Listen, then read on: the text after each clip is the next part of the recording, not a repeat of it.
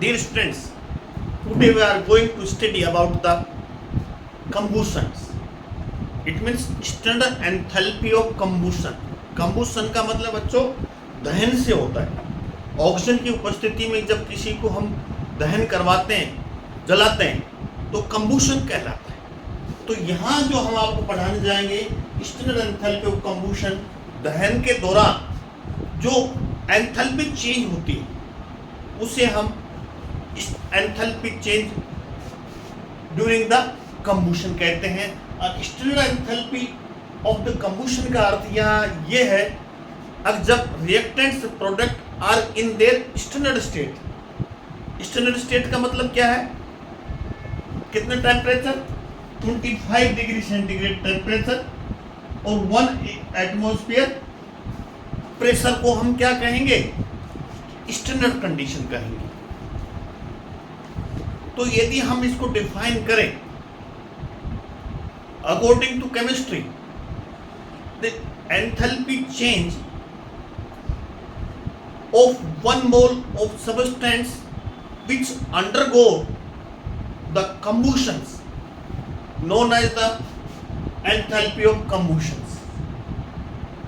सुन लीजिए, enthalpy change of 1 mole of substance undergo completely combustions is called enthalpy of combustions. If the reactants or product are in their standard state, that known as standard enthalpy of combustions. Standard enthalpy of combustion को किस तरह से दर्शाते हैं बच्चों? C denoted by, तो standard का ये हम चिन्ह लगा देते हैं. हमारे बड़ी जो बड़ी की क्लासें हैं उसमें क्या लिखते हैं? यहाँ 0 लगा देते हैं, यहाँ 290 एक टेम्परेचर लिख देते हैं. लेकिन एनसीईआरटी वगैरह बुक है उसमें कैसे लिखते हैं? इस रूप में स्टैंडर्ड कंडीशन लगाते हैं. अब कॉलेज की बुकों में इस तरह से लिखा जाता है. ये हो गया प्रेशर, ये हो गया टेम्परेचर. 25 डिग्री सेंटीग्रेड का मतलब है 298 केल्विन. इससे कंफ्यूज नहीं होना. आप एन की जो बुक्स है उसमें इस तरह से दे रखा है और कॉलेज की बुक्स में इस तरह से दे रखा है स्टैंडर्ड कंडीशन को. तो क्या कहा हमने?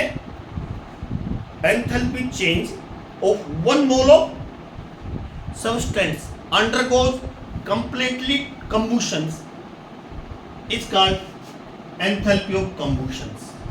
हम इस तरह भी कह सकते हैं जब किस पदार्थ का 1 मोल का पूर्णतः ऑक्सीकरण करने पर, ऑक्सीडाइज करने पर जो हीट कंटेंट चेंज होता है उससे भी हम स्टैंडर्ड एंथैल्पी चेंज ऑफ कंबूशन कहेंगे. मतलब कंप्लीटली ऑक्सीडाइज होना चाहिए, मतलब कंप्लीटली दहन होना चाहिए, कंप्लीटली कंबूशन होना चाहिए.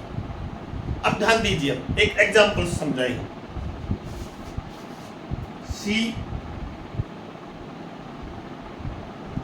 CO2 half O2, CO, CO2, CO2,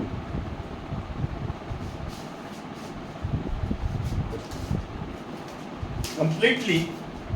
अब ध्यान दीजिए, इन दोनों रिएक्शन पर ध्यान दीजिए. पहले रिएक्शन ध्यान दीजिए, C plus half O2, del H बराबर -26.42 किलो कैलोरी और यहाँ डेल H बराबर 94.05 किलो कैलोरी. ये रिएक्शन पर ध्यान दीजिए, इस रिएक्शन पर ध्यान दीजिए. ये जो पहली वाली रिएक्शन है is not a completely combustion. Carbon gas half O2 CO, CO का आगे भी ऑक्सीडेशन हो सकता है, आगे भी इसका कंबूशन हो सकता है, दहन हो सकता है. तो कंप्लीटली कौन सी ये होगी इस अभिक्रिया की? स्टैंडर्ड एंथैल्पी ऑफ कंबशन क्या होगा? ये होगा, ये नहीं होगा। पुनः सुन लीजिए, C प्लस हाफ और 2 CO, CO फर्दर ऑक्सीडाइज हो सकता है, फर्दर कंबूशन होगा इसका। ये इनकम्प्लीट कंबूशन है। क्या है? इनकम्प्लीट कंबूशन है, इसलिए इसके जो एंथैल्पी चेंज है ये नहीं होगी, ये कंप्लीटली कंबूशन है। किसका? कार्बन का। कार्बन का जो रिएक्शन सेकंड है वो कंप्लीटली कंबूशन है, पूर्णतः ऑक्सीडाइज है, ऑक्सीडेशन हो रहा है। इसलिए जो ये सेकंड रिएक्शन है ये कहलाती है कार्बन की स्टैंडर्ड एंथैल्पी ऑफ कंबूशन कहलाती है। पहली रिएक्शन नहीं कहलाएगी, क्योंकि CO बनता है, CO का फर्दर ऑक्सीडेशन हो सकता है।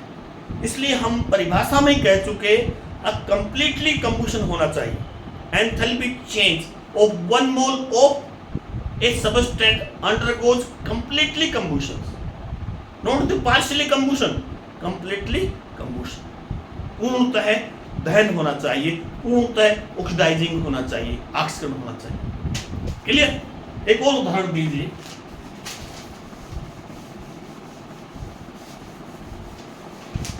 अपन जो कुकिंग गैस होती है ना, सिलेंडर में बन जाती है, ज्यादातर क्या होती है? ब्यूटेन होती है। कौन सी होती है? ब्यूटेन का दहन कैसे होता है? जैसे हम ब्यूटेन, जैसे सिलेंडर को खोलते हैं तो गैस बाहर निकलती है और ऑक्सीजन से मिलकर उसका क्या हो जाता है? कंबूशन हो जाता है। समझ गए ना? सिंपल सा एग्जांपल, जब सिलेंडर खोलते हैं तो गैस बाहर निकलती है, उस गैस को ऑक्सीजन मिलती है, ऑक्सीजन के कारण वो उसका दहन हो जाता है, वो जल जाती है। ध्यान दीजिए, C4H10 plus 30/2 O2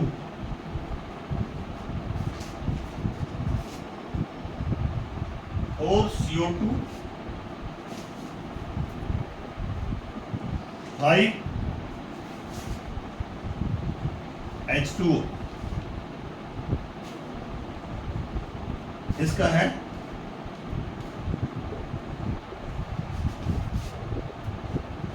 -26.58 kilo joule per मोल। किसका? बेटा ये क्या है? ब्यूटेन है ना, ब्यूटेन। उसमें LPG में ज्यादातर क्वांटिटी किसकी होती है? ब्यूटेन। ब्यूटेन का इस तरह से कंबूशन होता है। हम बता दें वापस, combustion is the combustion reaction are exothermic. Exothermic है क्यों? हमने माइनस लगा रखा है, तो ये क्या है? Exothermic reaction. एक और उदाहरण ले लीजिए, ethane C2H6 7/2 O2 3 CO2 3H2O, इसकी स्टैंडर्ड एंथैल्पी ऑफ कंबूशन होगी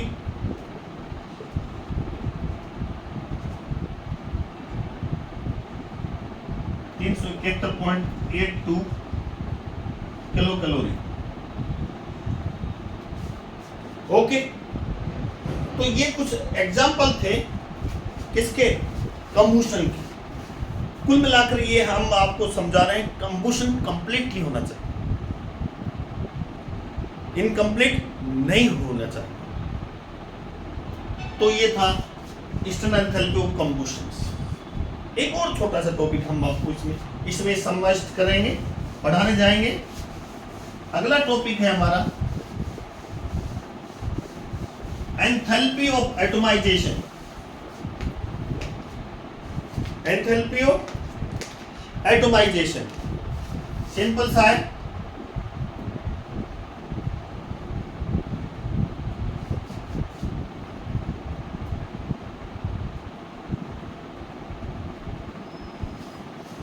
एटमाइजेशन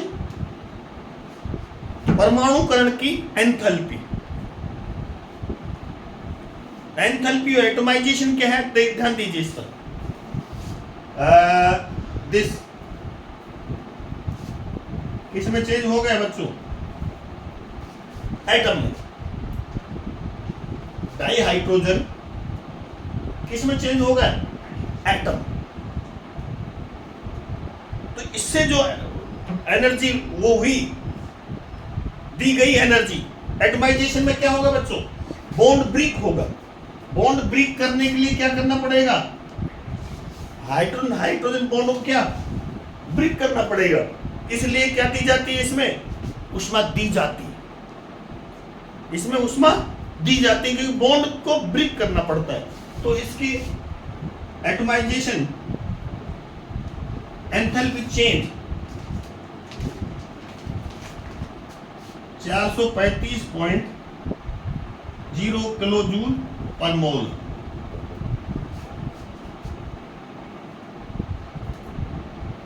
यहां किस में चेंज हो रहा है? डाई हाइड्रोजन, हाइड्रोजन एटम में चेंज हो रहा है, बॉन्ड ब्रेक किया गया है। इसलिए हीट इसमें दी गई है। Enthalpy change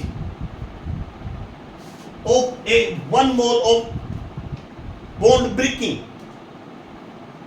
completely in atom in the gaseous phase। उन्हें सुन लीजिए डेफिनेशन इसकी। Enthalpy change of 1 mole of bond breaking undergoes 2 octet atoms in gaseous phase। मतलब ये है जो एटम होगा वो किस में होगा? गैसियस फेज में होगा। एक मोल बॉन्ड को ब्रेक करने में जो एंथैल्पी चेंज होती है और जिससे एटम बनता है उससे क्या कहते हैं? Enthalpy of atomization. एटम में चेंज करने के लिए जो एंथैल्पी चेंज होता है, जो एंथैल्पी में परिवर्तन होता है, उसको हम एंथैल्पी ऑफ एटमाइजेशन कहते हैं। एग्जाम्पल के रूप से देख लीजिए, डाई हाइड्रोजन को ब्रेक करके हाइड्रोजन एटम में चेंज किया है।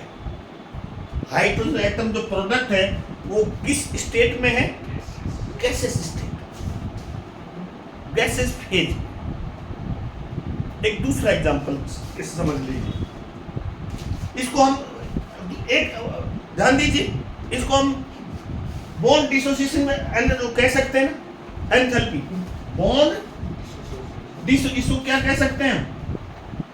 बॉन्ड डिसोसिएशन एंथैल्पी, ये भी कह सकते हैं क्योंकि इसमें बॉन्ड क्या हुआ है? डिसोसिएट हुआ। तो इसको हम बॉन्ड डिसोसिएशन एंथैल्पी भी कह सकते हैं। ध्यान रहे, कुछ छोटी छोटी बातें हैं ये, आपके सिलेबस में ज्यादा बड़ी बातें नहीं। अगला एग्जांपल है CH4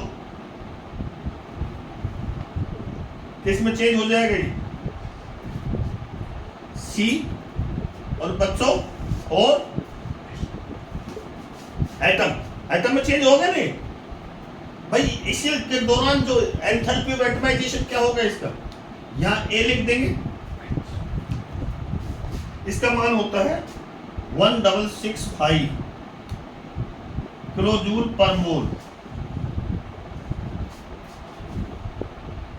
किसकी एटमाइजेशन, एंथैल्पी ऑफ एटमाइजेशन किसकी है? Methane. Clear? Atomization of methane. अगला एग्जाम्पल लेंगे हम। ध्यान दीजिए, एक विशेष बात बताने जा रहा हूं। जैसे बच्चों ये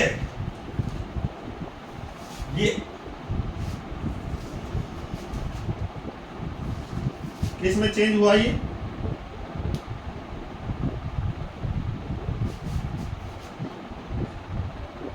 इसके enthalpy, atomisation enthalpy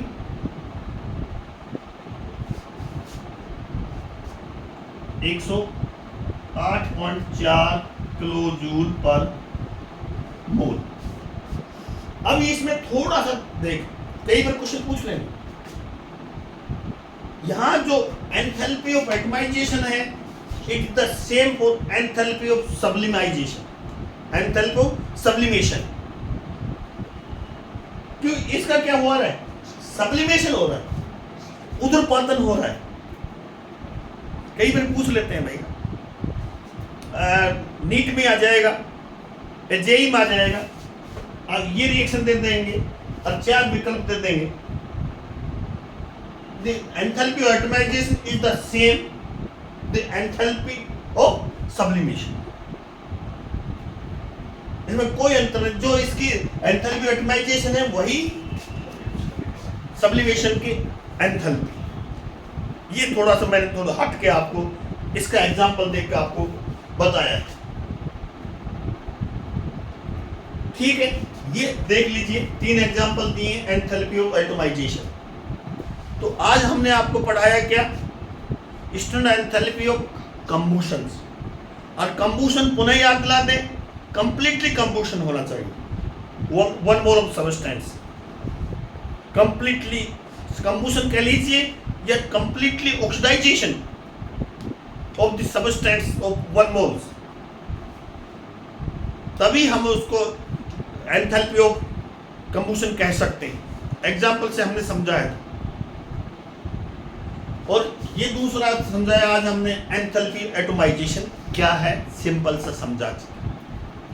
thank you very much, best of luck.